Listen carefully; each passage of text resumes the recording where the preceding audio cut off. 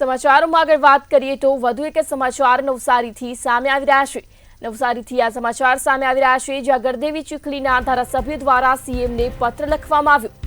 ત્યારે ધારાસભ્ય નરેશ પટેલે સીએમ ભૂપેન્દ્ર પટેલને પત્ર લખ્યો।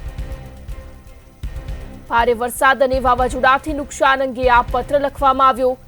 ધારાસભ્ય દ્વારા મુખ્યમંત્રીને ઉલ્લેખીને પત્ર લખાયો। ત્યારે ચીખલીના 22 અને વાસંદાના સિંદઈ ગામે ભારે નુકસાન થયું છે। ગત 27 તારીખે આવેલ વાવાઝોડામાં મોટું નુકસાન થયું હતું।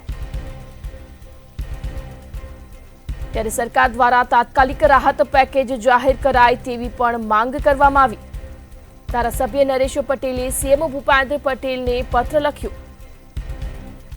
9:30 વાગ્યા પછીનું જે ચક્રવાત વાવાઝોડુંના કારણે જે ચીખલી તાલુકાના 24 જેટલા ગામોમાં ખૂબ મોટું નુકસાન થયું છે।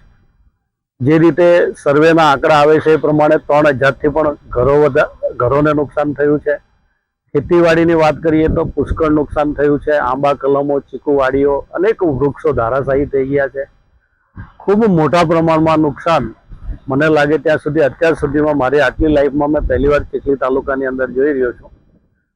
દરેક જગ્યાએ વ્યવસ્થિત રીતે સર્વે ચાલી રહ્યું છે।